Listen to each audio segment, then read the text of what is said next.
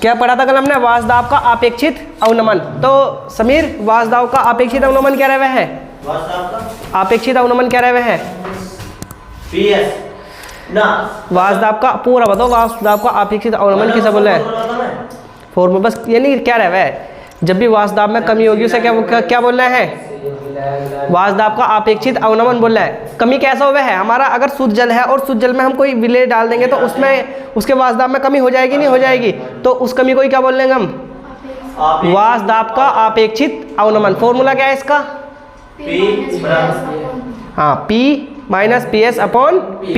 अब डाल लो अवाष्पशील विलेय के लिए राउल्ट का नियम। अवाष्पशील विलेय के लिए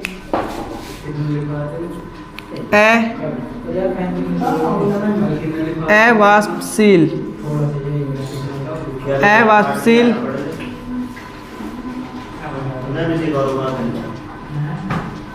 विलेय के लिए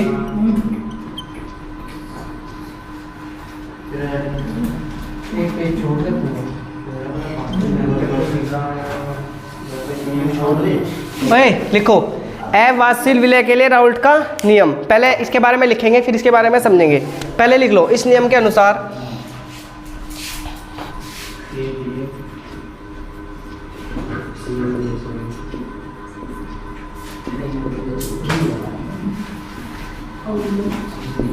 इस नियम के अनुसार जब किसी विलायक में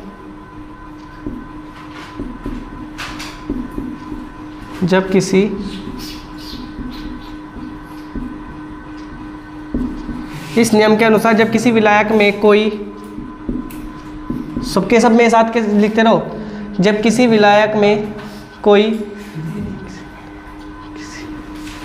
अवाष्पशील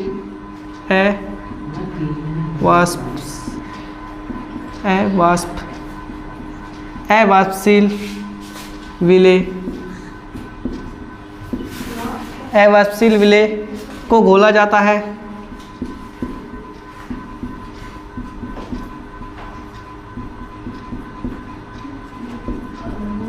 अवाष्पशील विलेय को घोला जाता है तो विलायक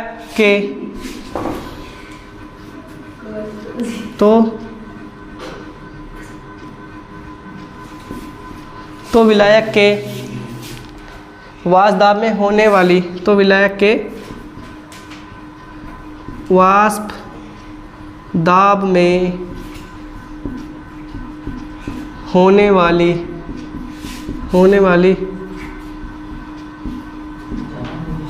अपेक्षित, तो वासदाब में होने वाली अपेक्षित अवनमन, कमी ना लिखो, अवनमन लिखो। अपेक्षित अवनमन को, वासदाब में होने वाली अपेक्षित अवनमन विलेय के मूल प्रभाज्य के अवनमन को, बस अवनमन विलेय के मूल प्रभाज्य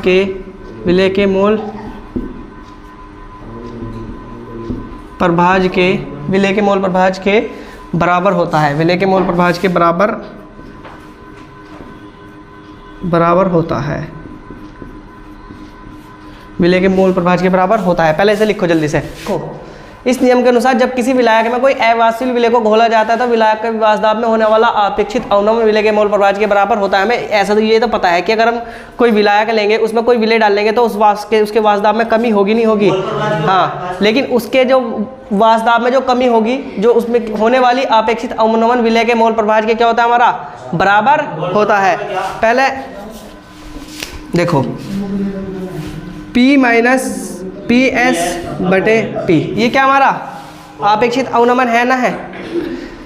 इस नियम के अनुसार जब किसी विलायक में कोई अवाष्पशील विलेय घोला जाता है तो विलायक के वासदाब में होने वाले अपेक्षित अवनमन विलेय के मूल प्रभाज्य के बराबर होता है। विलेय हमारा क्या रहे बाबू? X भी रहवा नहीं रहता हमारा, विलेय का मूल प्रभाज्य X भी रहवा नहीं रहता। B हमारा क्या रहे विलेय, और जो X रहे हमारा, X को मूल प्रभाज्य से प्रदर्शित कराना करते, लिखा था ना X भी रहे है। तो क्या लिखा हमने? इस नियम के अनुसार जब किसी विलायक में कोई अवाष्पशील विलेय घोला जाता है तो विलायक के वासदाब में होने वाले अपेक्षित अवनमन विलेय के मूल प्रभाज्य के क्या होगा बाबू? हमारा बराबर होता है। ये तो वासदाब में अपेक्षित अवनमन है, किसके बराबर हो रहा है? ये X भी क्या है हमारा?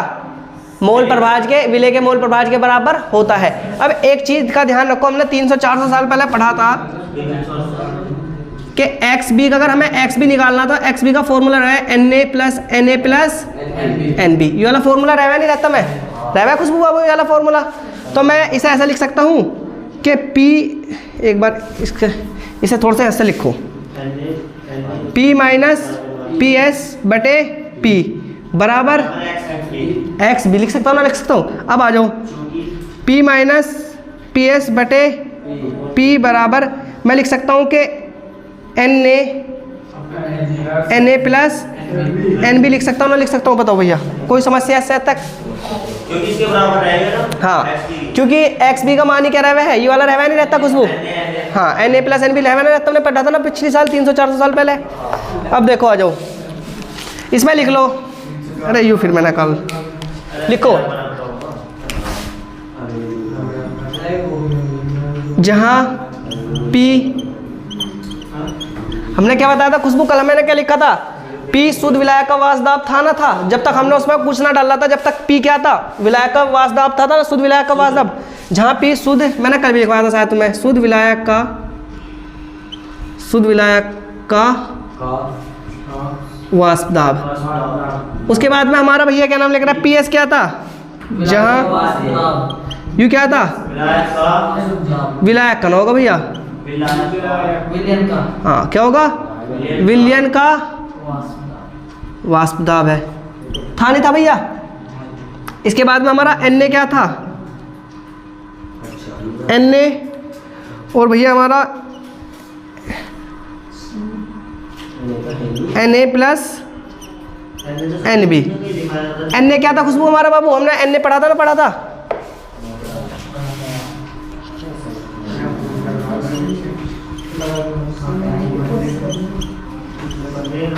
विलायक का क्या लिखूं मैं इसे, Na क्या था बाबू, विलायक का मोल प्रभाज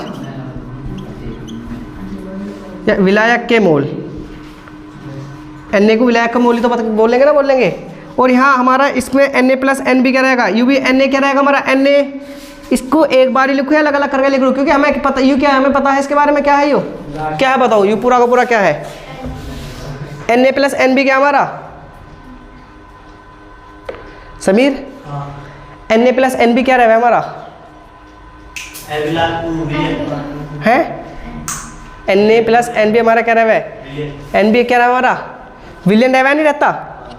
तो मैं विलियन लिखूँ, क्या लिखूँ इसे, विलियन ही लिख लो एक बार, सही से इसके बारे में लिख दूँ,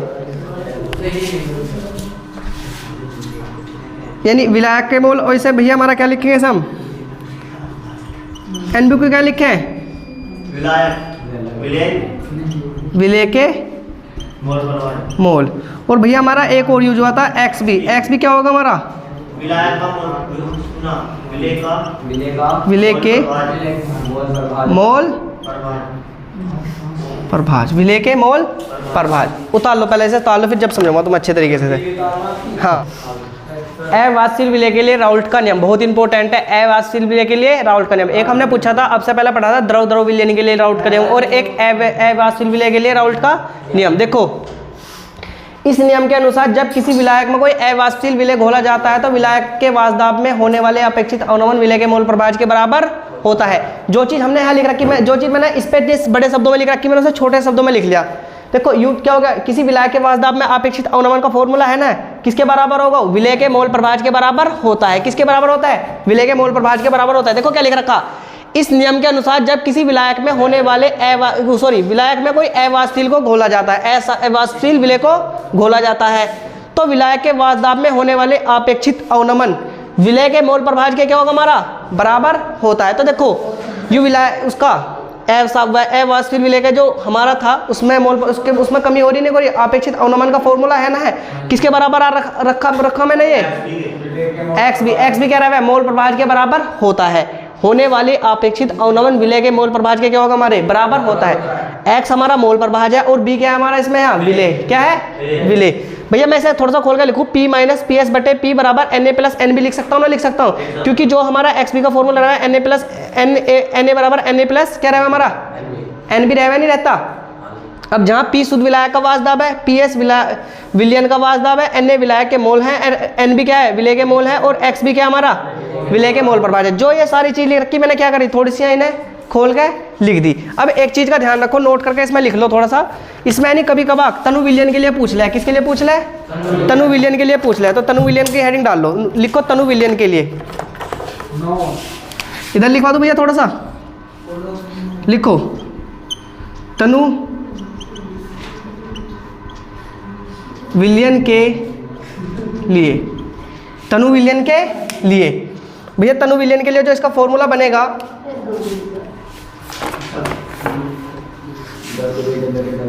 P माइनस पी एस बटे P बटे WA बटे क्या कह रहा, MB बटे WB, क्या कह रहा भैया तू, इसे लिख लो बस तनु विलयन के लिए। ये तनु विलयन के लिए कभी पूछ लिया कि तनु विलयन के लिए राउल्ट का नियम क्या होगा, तो इसे लिख लो P माइनस पी एस बटे P, WA बटे MB, WB बटे MB। हाँ लिख लो इसे। अवाष्पशील विलय के लिए राउल्ट का नियम, किसके लिए, अवाष्पशील विलय के लिए राउल्ट का नियम।